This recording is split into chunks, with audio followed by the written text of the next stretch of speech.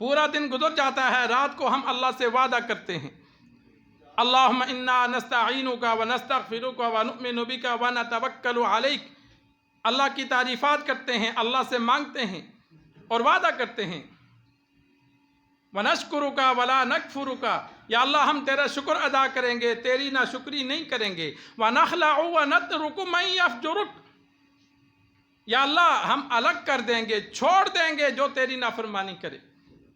یہ رات کو آخری رکعت میں وتر کی ہم اللہ سے وعدہ کرتے ہیں، وعدہ کرتے ہیں یا نہیں کرتے؟ رب سے کھڑے ہو کے بات کر رہے ہیں کہ یا اللہ جو تیری نافرمانی کرے گا ہم اس کو چھوڑ دیں گے، ہمارا اس کے ساتھ کوئی تعلق نہیں ہے۔ یہ رب سے وعدہ کیا، لیکن خود نماز نہیں پڑھتا، بیگم نہیں پڑھتی، بچے نہیں پڑھتے، کبھی ٹینشن آئی، کبھی فکر آئی کہ رب سے وعدہ کر رہا ہوں کہ نافرمان کے ساتھ نہیں رہوں گا، کھانا انہی کے ساتھ ہے، سونا انہی کے ساتھ ہے، لیٹنا اٹھنا بیٹھنا انہی کے ساتھ، دکھ کا بھی اظہار نہیں، کوشش بھی نہیں کہ یہ سیدھے راستے پر آ جائیں، نماز پڑھنے لگ جائیں۔ کیوں؟ کہ ہمیں ترجمہ ہی نہیں آتا۔ نماز تو ہم نے پڑھ لی، لیکن یہ غور و فکر نہیں کیا کہ ہم اللہ سے کیا مانگ رہے ہیں، کیا وعدہ کر رہے۔ اگر بندہ ٹینشن لے دین پر چلنے کی، آہستہ آہستہ خود چلے، بیوی بچوں کے لیے کوشش کرے، تو یہ نہیں ہوتا کہ وہ دین پر نہ آئیں۔ الا ماشاء اللہ کوئی بہت ہی بگڑا ہوا ہو تو الگ بات ہے، ورنہ ڈر کر یا خوش کرنے کے لیے کچھ نہ کچھ عبادت کرنے لگ جاتے ہیں۔ پہلے ڈر کر کریں گے، پھر عادت بن جائے گی، پھر ان کی عبادت بن جائے گی۔ یہ نہیں ہوتا کہ بھائی میں نے زبردستی پڑھائی تو اس نماز کا کیا فائدہ، نہیں، پہلے زبردستی پڑھاؤ، وہ ڈر کر پڑھیں گے باپ کی مار سے، پھر پڑھنے کی ان کی عادت بن جائے گی، جب روزانہ پڑھیں گے تو عادت بن گئی، پھر جب ان کو دل میں خیال آئے گا تو پھر اللہ کی عبادت سمجھ کر ادا کریں گے۔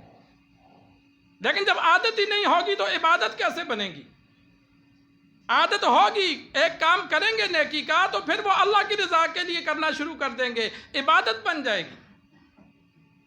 تو یہ ہم اللہ سے وعدہ کرتے ہیں، تو انسان کوشش کرے اس وعدے کو پورے کرنے کی، خود نمازی بنے، بیوی بچوں کو اپنا نمازی بنائے۔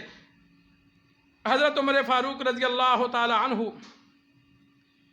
زخمی ہوئے اور شدید زخمی تھے، خون جسم کا کافی بہہ چکا تھا، بے ہوش ہو جاتے، جب ہوش میں آتے تو اولاد کو کہتے پانی لے آؤ کہ وضو کروں اور نماز ادا کروں۔ تو ایک مرتبہ بچے نے کہا آپ کی حالت بہت سیریس ہے، تھوڑی سی ریسٹ کریں۔ تو عمر فاروق رضی اللہ تعالی عنہ نے جواب دیا لا حظ فی الاسلام من ترک الصلاۃ، جو نماز چھوڑتا ہے اس کا اسلام میں کوئی حصہ نہیں، جو نماز چھوڑتا ہے اس کا اسلام میں کوئی حصہ نہیں۔ چاروں اماموں کے مسالک میں کئی مرتبہ بیان کر چکا ہوں، 3 اماموں کے نزدیک جو جان بوجھ کر نماز چھوڑے اس کو قتل کرنے کا حکم ہے، کہ ایسے بندے کو جو بے نمازی ہے اسے قتل کر دو۔ امام احمد بن حنبل رحمہ اللہ کے نزدیک جان بوجھ کر نماز چھوڑنے والا کافر ہو جاتا ہے، اسے قتل کرنا بطور مرتد کے ہوگا، اور باقی 2 اماموں کے نزدیک قتل کریں گے بطور سزا کے، بطور قصاص کے، وہ کافر نہیں ہوگا۔ ہم پیران پیر شیخ عبد القادر جیلانی کا نعرہ تو لگاتے ہیں کہ ہم ان کے ماننے والے ہیں، ہم 11ویں دیں گے، یہ سوچتے نہیں ان کا مسلک یہ تھا کہ جو ایک نماز چھوڑتا ہے وہ کافر ہو جاتا ہے۔ وہ امام احمد بن حنبل رحمہ اللہ کے مسلک والے تھے۔ آپ سعودیہ چلے جائیں، عرب امارات چلے جائیں، ان کا یہی مسلک ہے، نماز چھوڑنے والا کافر ہو جاتا ہے، تو وہاں آپ کو بے نمازی بندہ نہیں ملے گا۔ احناف کے نزدیک ہم امام اعظم ابو حنیفہ رحمہ اللہ کے مسلک والے ہیں، انہوں نے تھوڑی سی رعایت کی کہ بے نمازی کافر تو نہیں ہوتا، اسے قتل تو نہ کیا جائے، البتہ حاکم وقت اس کو قید کرے اور سزا دے، اتنا مارے کہ یا تو وہ توبہ کر کے نمازی بنے یا وہ مر جائے۔ اب اسلامی حکومتیں نہ ہونے کی وجہ سے ہمیں ڈیل ملی ہے، لیکن اللہ کے ہاں سے تو ہمیں ڈیل نہیں ملی۔ اگر حکومتوں کی جانب سے ہم پر سختی نہیں ہے تو کل قبر میں جانا ہے، وہاں تو ہم نے جا کر حساب دینا ہے، وہاں جانا ہے یا نہیں جانا؟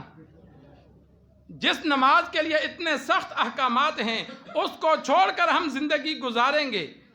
کتنے ہی مسلمان ہیں آج کل تو اتنی سستی ہو گئی کہ جمعہ نہیں پڑھتے، حالانکہ احادیث میں موجود ہے کہ جو سستی اور غفلت کی وجہ سے 3 جمعے چھوڑ دے، اللہ تبارک و تعالی اس کو ایسی کتاب میں منافق لکھ دیتا ہے جس کتاب سے اس حکم کو تبدیل نہیں کیا جائے گا۔ کتنی سخت وعید ہے کہ ایسی کتاب میں رب مہر لگا دیتا ہے اس کی منافقت کی کہ جس کو کبھی تبدیل نہیں کیا جائے گا، اور ہمیں پرواہ نہیں ہوتی۔